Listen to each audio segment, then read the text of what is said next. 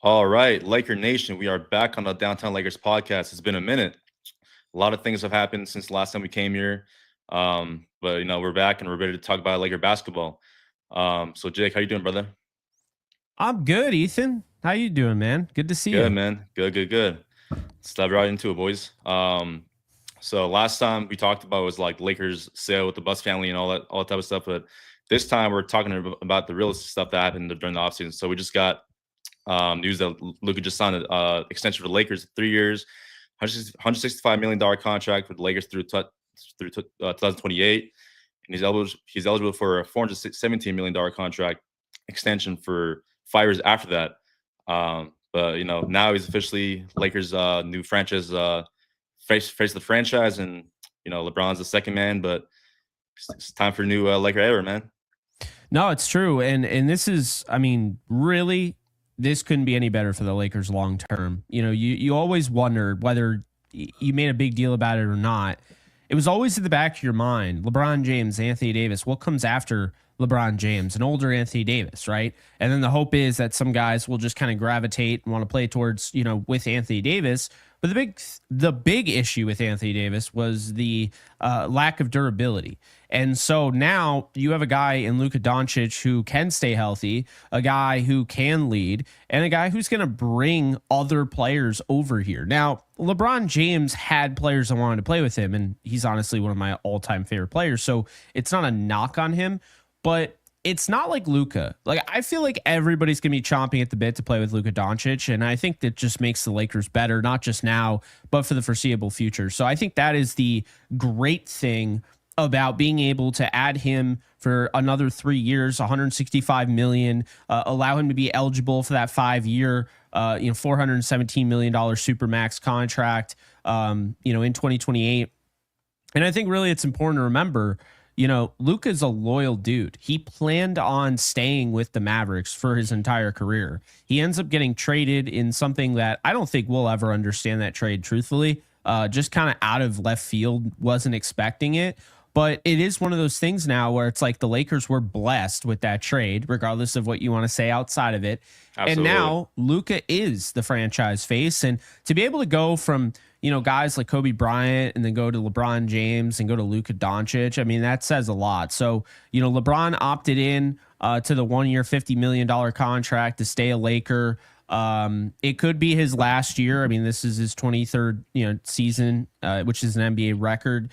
But I think the big thing with LeBron that a lot of people were talking about, we talked about, is that he didn't really offer any sort of discount. So, the Lakers did have to get rid of some guys to make room for Marcus Smart, who they added, and DeAndre Ayton. So that's the interesting thing. But kind of going back to the whole point with Luka, Ethan, Luka's going to bring people in, and you're already seeing it. Marcus Smart basically credited Luka for reaching out, for recruiting him.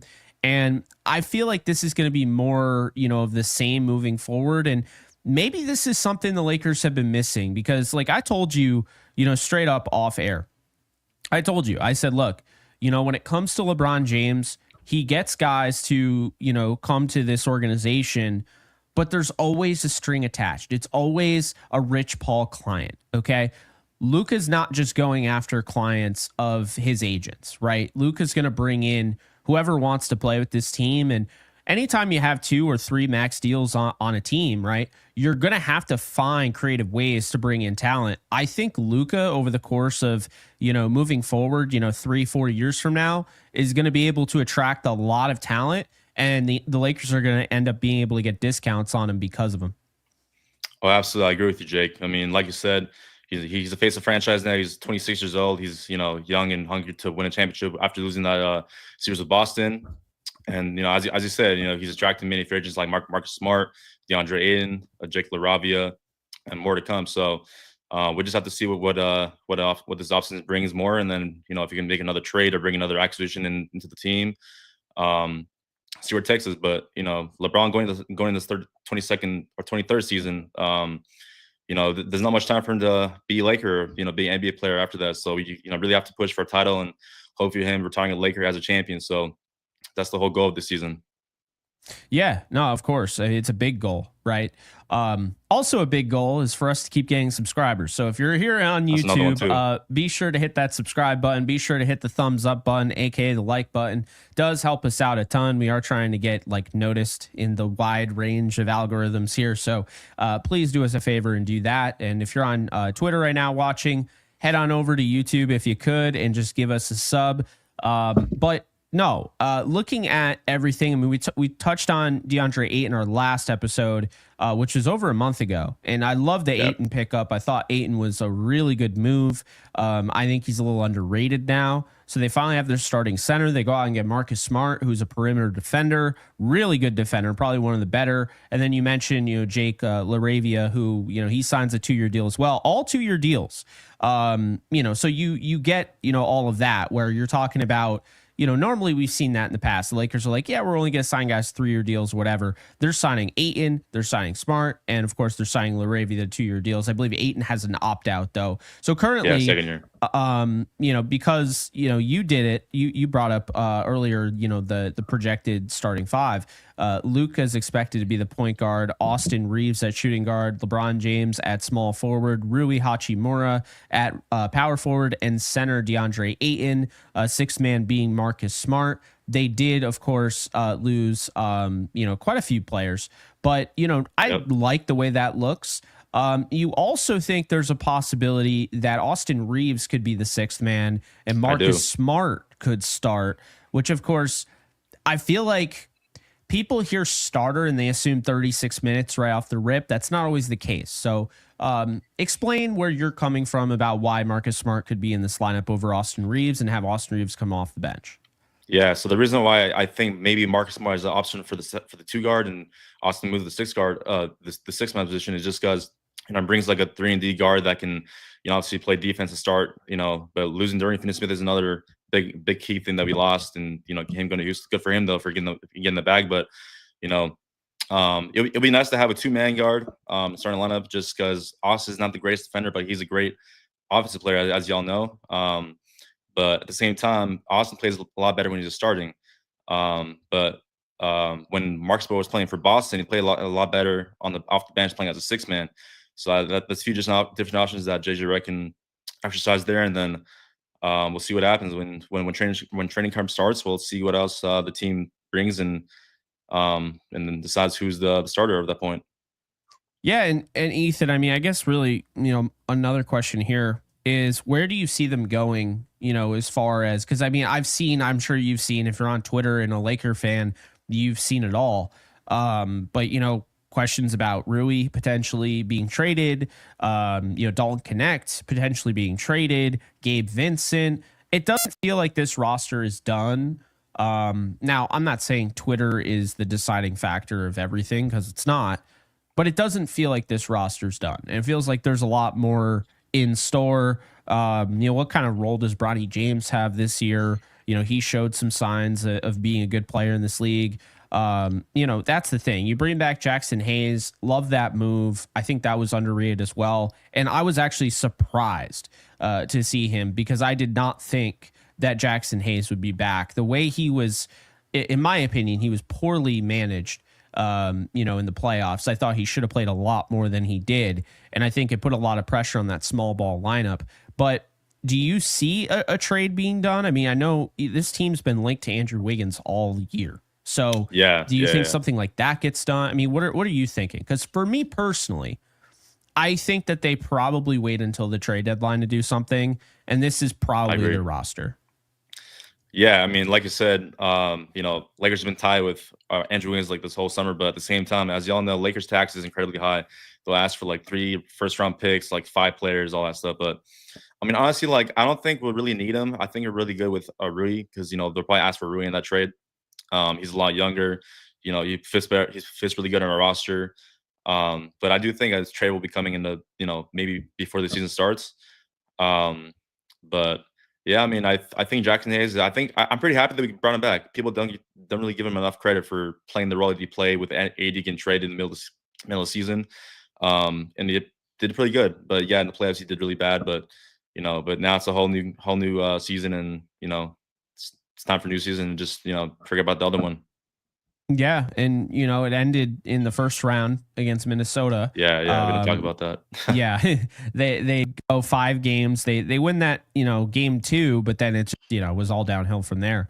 Hmm. So I guess kind of looking at 50 and 32 last year. Rookie head coach. I mean, what do you expect like JJ Redick coming into this season? What do you expect from him? Because again, I really like JJ Redick. I do. He's got to learn from that. I thought that playoff performance was dreadful. I thought a lot of that had to do with coaching, and I'm a big JJ Redick fan, but I would imagine he's going to learn from that. And I think having DeAndre Absolutely. Ayton is going to be really helpful. I also think, and maybe this is crazy to say, but now that Luka is the decided, face of the franchise now, and we're not just kind of hovering over, well, it's LeBron James. They're no longer, really asking LeBron James how he feels. They're not consulting with him. I feel like when you look at, Luka essentially being that guy, I feel like the team's going to be more complete. I don't feel like now they're no longer asking LeBron's approval and all of that. And I do feel like it's always been, and again, as much as I love LeBron James, I'm going to call it like it is. It's always been like LeBron's team. Even when Anthony Davis was clearly being kind of, pushed into that role of post LeBron James, you're the face of the franchise. It never felt, and we always saw the reports, right? LeBron James doesn't want to, he doesn't want the ball as much. He doesn't want to, but then he would end up with the ball a lot, right? So I Yep. feel like this is finally for the first time, like this is Luka's team. I feel like that will breed more confidence and probably more continuity moving forward. Right, I agree. After he just signed the extension, it's pretty much like the torch passing off to Luca, and then obviously, I saw reports saying that he faced on Luca, congratulating him about the new contract, and I'm sure that they kind of talked about him taking the torch, and it's his team now since his 23rd season. He's getting old and possibly going to retire this year. And moving back to your first point, yeah, I mean, Lakers just gotta um, just stand by Luca and build around the whole time, and then see what happens, and then hopefully we can get like another championship in the near future. Hopefully this next season because we're really going to compete. So that's the bottom line there. Yeah. No, I mean exactly, and I'm excited to see what Marcus Smart can do. They've Yeah, done this in the past. The Lakers organization has. I mean, Rob Pelinka going out and getting guys like Rajon Rondo and Quinn Cook, right? Kind of like scrappy players. I'm not out on Smart. I know some people are like well, what I think is it's a great this? pickup. Really I do do. too. I do too. I actually really like that move because I think it's important to have just what we've seen what he can do as far as perimeter defense. He's not going to fill the stat sheet. He's just not, and that's totally fine. Like I don't need him to score 20 points a game. And I think that's the thing is when you get yourself psyched for Bradley Beal, you get yourself psyched for scorers, right? I think you're missing the broader picture because the reality is they need role players. And role players as such, it has this like negative connotation, but the reality is role player is just exactly what it is. You have Exactly. your role and you play it. And so it's very simple. If you have your starting five, you want those guys to play roles. But off the bench, you need guys that you can deploy in different situations. You have a guy that absolutely knows what he's doing in regards to, coaching basketball, right? JJ Redick knows Yeah, what he's yeah. doing. But the problem is if you just give him a bunch of scorers, because that's the thing, the casual fan will just say, "Oh, just get the guy who averages 17 points per game. Like just go out and get Absolutely. Bradley Yep. Beal, get the big names, get Damian Lillard." Won't help at How's all. that? We just How does that make because your look, team better? if you Like look at it the doesn't. 2020 championship, Jake, like a lot of the guys we had there were just role players, and people complain like, "Oh, we didn't get Kawhi, or we're screwed," And then Yeah. use that money to get like Quinn Cook, all these Avery Bradley, all those guys that helped us win the championship. But honestly, in my opinion, Jake, if you had the option to trade LeBron, I would, just because 50 million is a lot of money. We can use that to possibly trade to the Cavs, for example. For him to finish season over there, get like many players that can join our roster, and then compete for championship like that to get more players. But the third star is not the way unless he's like a star center or whatever. But that's just my take on it. We need role players, and then that'll help us win a championship for sure.